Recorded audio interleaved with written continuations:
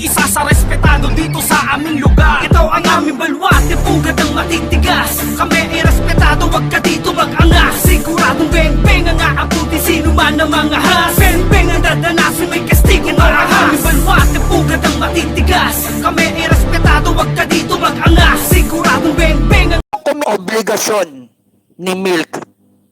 Okay? Para sa grand finale,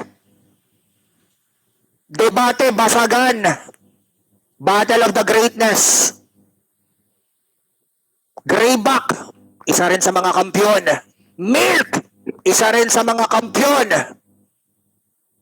Utak sa utak, focus sa topic, putangin na nyo, mag-wordplay kayo kung gusto nyo, pero putangin na nyo, hindi ko kayo pupuntusan. In 3, 2, 1, commitment sa'yo, kahit anong commitment, let's go!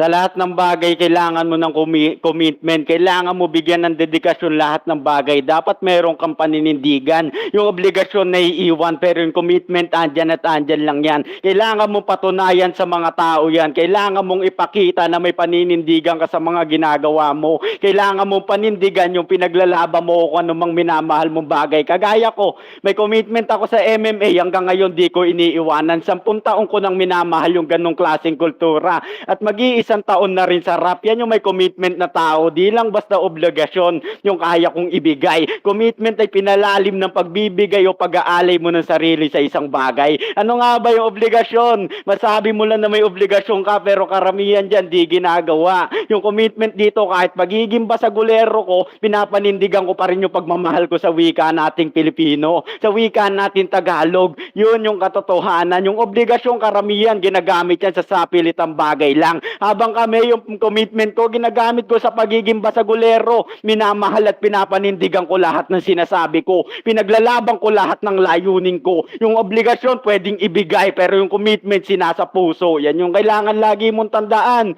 Yun yung katotohanan dito. Madami sumasablay sa obligasyon. Habang ako, may commitment ako. Unang-una, si Lady G, engaged na kaming dalawa. Patunay lang yan na may paninindigan na kung tao. Di lang obligasyon ang kaya kong ipakita. Pinalalim ko lahat ng ideya hanggang nagkaroon ako ng commitment at pagmamahal sa mga bagay na ginagawa ko. Natapos ko yung pag-aaral ko dahil commitment ko yun at pinanindigan ko sa sarili ko na kaya kong magawa. Yung obligasyon kasi pwede mong itapon yan. Yung commitment, kailangan mong yakapin ng pagkatao mo at di mo namamalayan dahil sa commitment, magtatagumpay ka sa lahat. Yun yung katotohanan dito. Ang commitment, ginagamitan ng utak, puso, diwa at pagmamahal. Kailangan dyan ng paninindigan habang yung obligasyon kaya mo ibigay sa mga walang kwentang tao.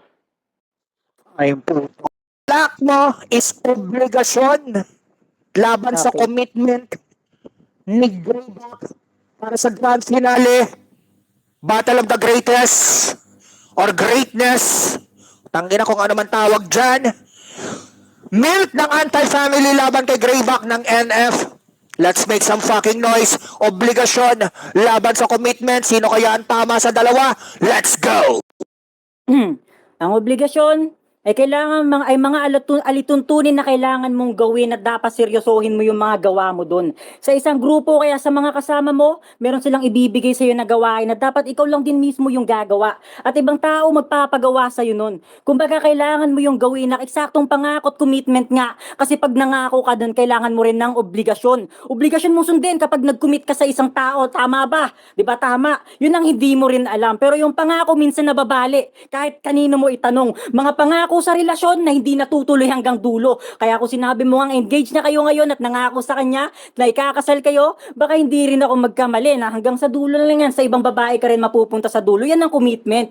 Pangako daw kesyo. Pero pag obligasyon, kailangan mo yung gawin at sundin talagang pangangatawanan mo yan. Yung tipong sablay daw yung obligasyon, no? Pero ang kasunod ng salitang pangako, meron kang obligasyong papanindigan. Tama? Tama. Tapos yun ang gusto mo sabihin dito, na di lang basta obligasyon, itinapon ko na yan. Kung tinapon mo yung obligasyon, paano mo pangangatawanan yung pangako mo sa isang tao? Tama ulit, di ba?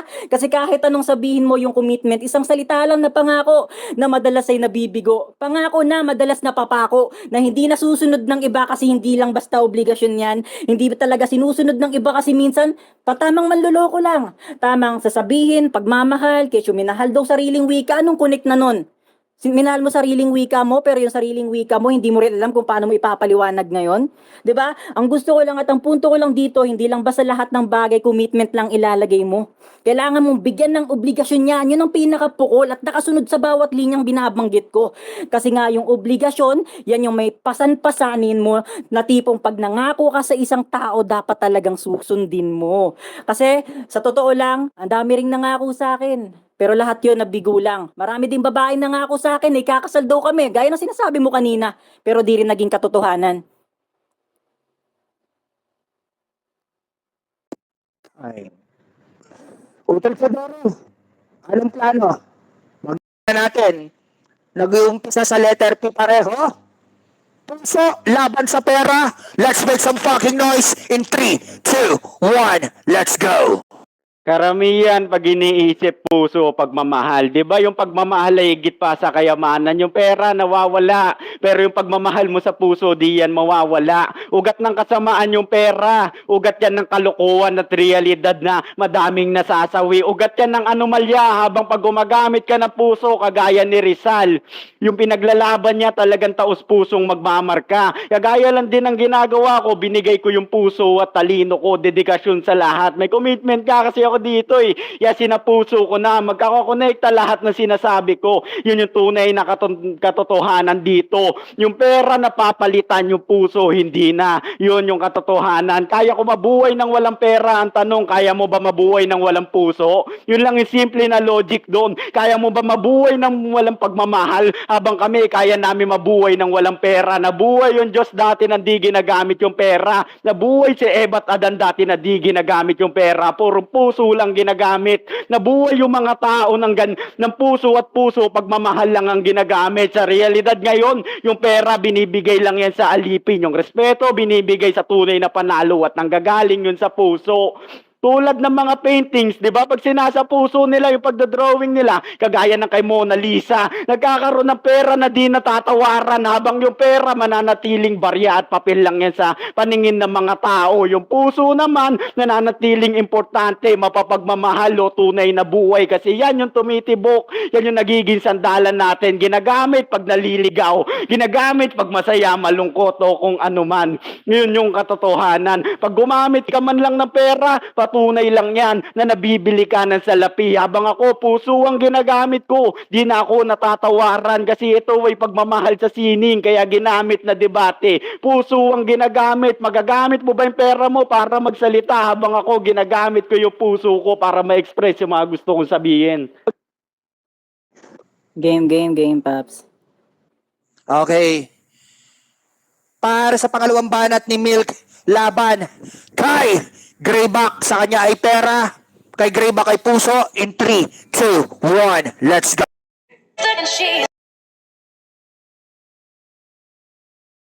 Nagagamit din yun para sa salita yung iba. Yung tipong kahit mahal mo na yung isang tao pero nang dahil sa pera na ibebenta pa nila. Kaya nauso nga yung pagmamahal na nabibili gamit lang ng pera. Kaya paano mo gagamitin yung puso mo kung hindi ka naman mapapalamon yan sa mga susunod na henerasyon? Kasi sakto lang din naman taon-taon nag-i-increase yung pera natin ngayon. O di ba sana pumasok din sa kukote mo na kailangan mo ng pera, di lang basta puso. Kasi nga kung puso lang, sige, mapapakain ka ba ng pusong yan? Habang hindi talaga titibok yung puso mo kapag ilang araw ka nang di kumain at wala kang kapera-pera, di ka makakabili ng kung ano-anong pagkain na kailangan mo para tumibok yung puso mo. Una sa lahat, kailangan mo rin ng pera. Kapag nagkasakit ka sa puso, ano magagawa niyan kapag di mo ginamitan ng pera? Paano mo mapapagamot sarili mo? Di lang basta puso ginagamit, minsan ginagamitan din ng utak para magkapera. Tama? Kasi kahit anong sabihin mo sa akin dito, kung puso lang gagamitin mo kagaya ni Rizal, mamamatay ka lang din katulad niya. Nang pinaglalaban yung Pinas tapos ilalagay lang din siguro sa pera, o di ba? Nagets mo ba yung punto na inilagay niya nga yung puso niya para lang mailagay siya sa pera? No, 'di ba? Yun ay mga tipong kailangan mong maintindihan. Hindi lang gusto puro pagmamahal. Kaya nga maraming nasasaktan. Kaya nauso ngayon yung pagiging practical na lang. Yung tipong pag may pera yung tao, ibibigay na kagad yung puso para lang masabing kahit papaano, masustentuhan man lang yung mga pangangailangan araw-araw. Kasi di ka ikakabuhay, hindi mo ikakayaman, hindi mo ikakabuhay ang purong puso-puso na yan. Ano, puro puso na lang, yung tipong magmamahal ka ng kung sino-sino kasi yun na yung gusto nyong panindigan. Kahit araw-araw ulam yung sardinas, okay lang basta't nagmamahalan. Kahit araw-araw wala na kayong electric pan. Kasi sa sobrang kahirapan, kailangan mo ng pera, wag kang hipokrito. Alam nang ng lahat yan. Kasi kung hindi nagkaroon ng pera sa mundo, paano mo mabibili yung mga bagay na pangangailangan? Iba yung needs mo sa mga tipong kailangan mo. Iba yung tipong gusto lang ng puso mo sa literal na needs at pangangailangan ng sariling katawan mo. Dapat alam mo rin yan. Clear ka Wala muna ka yan. sa strong, independent man na si Milk. Nagets mo na yung punto? Strong smart man ako, di ba, Paps? Natin ba? Ano na? Strong smart man ba? Strong smart man. Hindi strong marksman ka ha. Baka isipin mo MM ka sa ML. Okay, Panahin ko game. yan, Papi. Okay. Game. Para sa uling banat, ikaw ay strong smart man laban sa strong independent man na si Milk. In 3, 2, 1, let's go!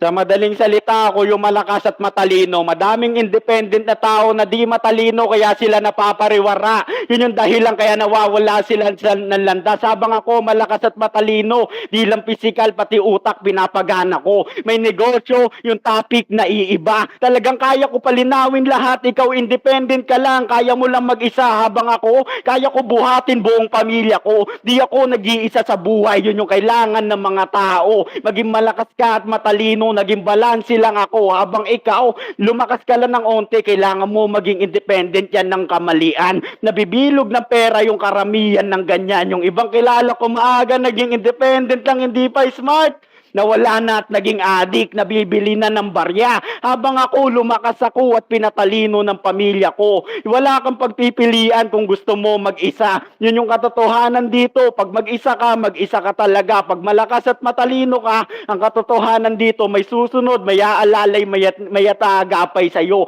May magmamahal, may kikilala ka. Pinili mo maging mag-isa. At the end of the day, bubuo tayo pare-parehas ng pamilya. Kung nasanay ka maging independent, paano mo itatayo yung tinayo mong pamilya? Kasi paano mo mapapalaya yun? Naging malaya ka lang pero wala kang utak ng pagiging matalino. Wala kang katawan ng pagiging malakas. Naging independent ka nga pero nag-iisa ka pa rin. May independent na naging homeless. Habang ako, smart and strong. Yun yung katotohanan. Kaya pwedeng maging negosyante. Hindi lang puso at isip pinapairal ko. Kasama yung karanasan. Kung independent ka nga lang talaga, parang kagaya ng mga pulubi lang yan. Yun yung katotohanan dito. Naging independent sila pero di sila naging smart. Karamihan ng mga matatayog na tao ngayon naging strong at matalino. Hindi sila naging independent. Nagtayo sila ng kumpanya. Yun yung katotohanan. Di ka malakas pag mag-isa ka. Wala ka lang talagang pagpipilian. Kaya ganyan. Ako ay independent man. Sana nagets mo yung punto. Okay? At sana may balato ako sa inyo. Ang kakapal ng mukha nyo. Paklear ka muna, Milk. Thank you, Lord. Natapos mo ng walang ban. Nang walang thank you, MJ. Na Bigo PH admin ng Philippines. Thank you at di mo ako binaban, Wapsi. Yan. Ready ka na, Milk? Ready na, Paps, ready na. Clear ka naman? Okay. Ikaw ay strong, independent man laban sa strong, smart man na si Greyback. Depensahan mo sarili mo. Rebatan mo siya kung gusto mo. Let's make some fucking noise. AF family event. 2 years anniversary. Utak sa utak. Battle of the Greatness. Let's make some fucking noise. Utol Matikas, thank you very much. Utol, dyan ka lang. Ibagsak mo na yan. In 3, 2, 1, let's go. Ang gara nito, naging matalino ka nga pero di mo kayang panindigan, di mo kayang tumayo sa sarili mong paa. Ginagamit mo nga yung utak. Sabi mo nga 'di ba kanina, may mga taong naging smart at matatayog na ngayon sila. Kung totoong matalino ka nga talaga, ba't nandito ka? 'Di ba? Kasi ano pa talagang pinagtatalunan natin dito? Kung totoong matalino ba talaga siya? O nagpapanggap lang kasi ayun yung topic? Independent ako kasi kaya kong mag-isa habang ikaw dumedepende. Kasi dependent ka sa sarili mong utak pero di mo rin maggamit ng maayos. Kasi kung totoong maayos kang mag-isip, di ka sana nakikipag-debate sa akin ngayon. Sana kahit papano, totoo yung sinasabi mo kaninang nagagamit ko yung utak para magkaroon ng negosyo. Tama ulit. Kasi kahit ano pang sabihin mo, kung yung pamilya at talino, yun yung binigay nila sa'yo, yun yung napamana sa'yo, Hindi yun sa ganon. Kasi yung talino, inaaral mo yung mag-isa. Hindi mo yun pwedeng matutunan lang basta sa pamilya mo. Porket matalino na sila, magiging matalino ka na din. Hindi yun namamana. Kasi ang pinaka-depende dito, dapat nagiging independent ka. Kasi kung dumedepende ka sa iba at yung talinong pinapagana, hindi rin yan tamang proseso sa utak mo. Kasi kung strong, independent man ako, edi mas okay na mag-isa. Kaysa naman ikaw, marami kang ang kasama, di mo naman magamit utak mo kasi mas nauutakan ka ng iba. Tapos malakas, matalino, pero di niya ginagamit sa tama. Habang ako, okay lang na mag-isa kasi yung mga tipong minsan nakatulad mong matalino at nasusobrahan na sa pag-iisip, yung iba nasa mental na. Totoo kahit ipagtanong mo pa na kapag nasobrahan ka sa talino, nakakabaliw na yung depression at anxiety nandyan na. Samot-saring kaalaman kasing nasa utak naghahalo-halo na.